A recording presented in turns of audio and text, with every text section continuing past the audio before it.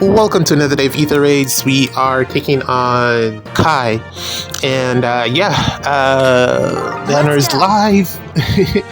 I don't think I'm going to be able to pull for Black Knight right away. I'm going to have to wait for a little bit, but for right now, we got a couple of units here. We got pretty straightforward Lin counter because they're pretty much boxed in aside from Felix, who has the Celica ring, so he has the potential to warp to somewhere nearby, but everyone else is pretty much boxed in aside from the breakable block over here that's someone could potentially get to. I'm really not too concerned about much else here, so that's why we went with a Lin team on this one. It's interesting that people are able to now box in their defense, but they're still missing that escape element, because just because you box in your defense, you shouldn't expect your opponent to break the structures. If your team doesn't have a way to naturally get out, then you're probably going to lose, and that's the problem here. Only Felix is really able to get out of the barricade here. So if we just leave the structures in the way as is, it's pretty much completely boxed off. So we're just going to hit one by one, and then chips will fall where they may, and we'll take out whoever is available to take out. You gotta leave room for your units to escape. Previously, I'd just say that don't box in your defense, but that's no longer the case with the amount of mobility that there is in the game. I think we are able now to box in your defensive units, essentially completely wall them off and create a fort around them, and still, find a way to get your units out and get a KO. But really, it's down to like Yunaka, Camilla, and Celica ring on somebody. You really need those specific factors to box in your team and have the defense still function properly. So, yeah, that's what's the problem here for my opponent. But in any case, banner's live. The downside... the downside about the Lin teams is that if you don't have another unit that can hit similar range to Lin or get in and get out, it does take a bit of time to complete, because Lin can only hit one per turn.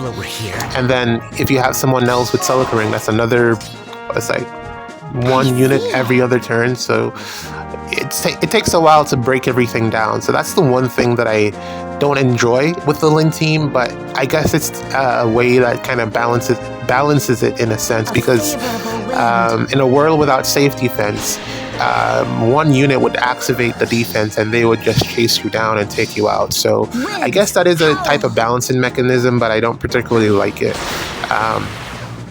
But yeah, that's just something I wanted to point out. But yeah, so again, Hector's out. I don't think I can pull right away, unfortunately. I'm gonna have to wait because of that stupid Brattle banner. Like most of the people I saw that pulled on that had particularly bad luck. But some people went deep in plus 10 Julia, so congrats to them. I really wanted a Larce just for the fodder. I think that would have went really nicely on some of my older units, and I could have passed that around on a couple of fodder banks, but unfortunately not the case. I think it would have been good to have that on Brave Marth as well, because I do believe that that skill has some amount of true damage similar to Speed Taker, and then it also has the damage reduction that Speed Taker is missing. Granted, the tempo is it doesn't have the tempo, but that's fine. If he's getting multiple hits in, it can probably work out in his favor. But I think that's actually perfect for Brave Marth, the B skill that Larce has, the new potent skill. But hopefully it'll come back at a later date, or maybe I'll try to get lucky on that banner and who knows, probably get a Larce randomly. I don't know how that'll work out, but I'm still kind of hopeful in that regards. And maybe there'll just be a better B skill. maybe that will happen as well. But for now, focus is on the legendary banner.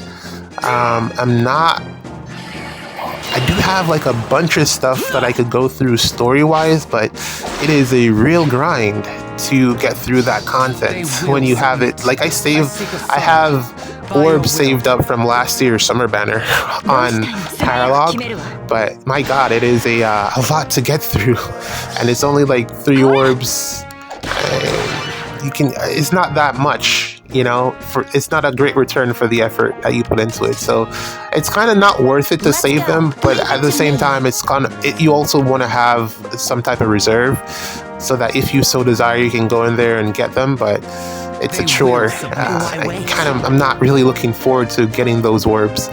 And then, of course, the orbs from the Black Knights, a legendary hero battle as well. That's probably going to be insanely tough. I typically don't play those, or at least the newer ones. I haven't really played those. I kind of like wait just so that I can save them for a rainy day. But I might have to do that for this one because I have like 50 orbs and I need another 120 to spark. I think that's the number, somewhere around there. Should be enough to get me to spark, but I'll figure it out. There's time, you know. I'll just get back and relax.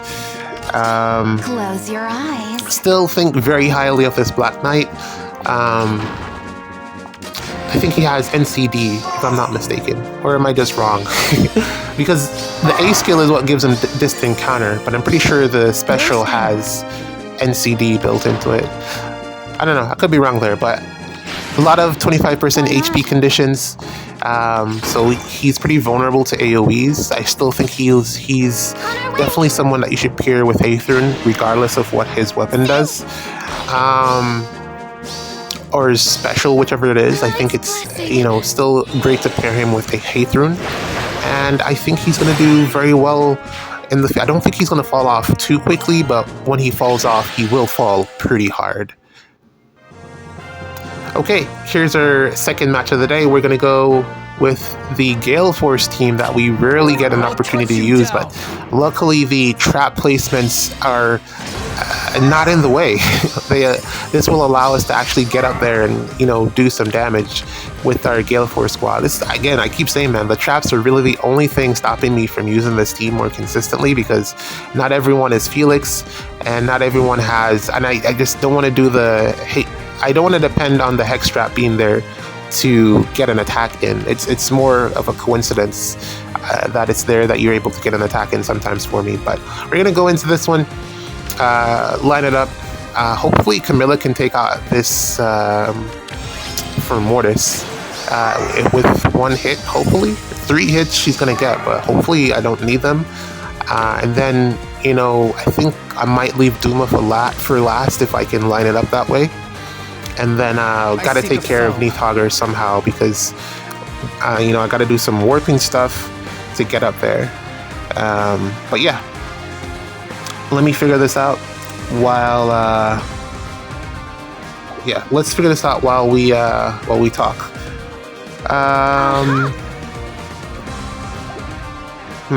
I can do it. Okay, so I left it off at Hector. It's not Hector. I keep calling him Hector. Black Knight, right. I left it off at Black Knight. I think he'll age very well. And the thing is, as they have, it's been a while since they've released a armored legendary. Armored units in general, they typically kind of stray away from, because as legendaries at the very least, because they age so poorly, you have to ensure that you build them or design them properly so that they don't just fall flat by 2 months. And I'm kind of worried about, I was worried about that with the Neathhoggers, but they actually did surprisingly well designing both Mythic and New Year's Neathhogger. I mean, they're granted just copies of each other, but they did surprisingly well designing both of those units. So I think they probably put the same amount of thought into Black Knight. I'm pretty sure they put the same amount of thought there, and he's probably going to be able to last for a bit. I don't think we're going to have to worry about him falling off. Granted, you know, he is locked to Fire Season, so that's like half the time we won't be able to use him. But for this month at least, he should be very dominant as a save. I expect to see him on defenses. Don't know how I'm going to deal with it yet, but I mean, Crom, hopefully. But Fire, who else is in Fire? Shez's female Shez is fire season, I believe. So hopefully she can do it. I don't know. We'll see. What now? I'll do some testing. Well, I don't know. It'll be a while before I'm going to be able to do any testing with the new unit because, again, no orbs. So I'm going to have to watch whatever Oblivion does and hopefully does some testing at the end. But I doubt he's going to use female Shez because most people tend to forget that she exists, but she's still very good if you give her an appropriate build. And then also, the thing is, his reflective damage kind of works against him in the same vein. So if you're playing against someone that has Black Knight and you also have Black Knight, then the advantage of the reflective damage goes both ways. So it's easier to take him out. It really comes down to who attacks first. So it's going to be interesting to see Black Knight versus Black Knight matchups and how that works out. But yeah, that's what I'm looking forward to, the testing at the very least. I'm surprised that Thor gets the kill here, even though she's debuffed. I'm happy that she does. I think it's probably getting the double there, but it's good because I didn't have that many options to attack, as you can see. We get the Galeforce here, and yeah. I think I changed my mind. I'm probably going to lock Veil instead and take out Duma, just to avoid the chip damage from his upheaval. But yeah, definitely looking forward to see some luck. It looks like Oblivion is going to do a showdown with summoning showdown with Chronicles. We haven't seen one of those in forever, so hopefully they don't get shafted and they both actually get some good decent summons. And yeah, that's gonna be like Friday night around 9, whatever time you can figure out what 9 is, yours time zone, I guess. And that's pretty much what I'm looking forward to this weekend. I kind of do wish he had some type of warp mechanic because it is Black Knight-ish, but I guess that's why they gave us the Celica ring. I think it means that we're pretty much done with all the other forms of Black Knight as well, because they have pretty much all fallen off quickly, which is one of the things that I noticed about all of his other iterations. The Christmas one as well, I think that was the most recent one, definitely fell off really, really fast, so I'm sure they learned from that as well. But I guess that's enough blabbering about Black Knight. GG's. See you in the next one.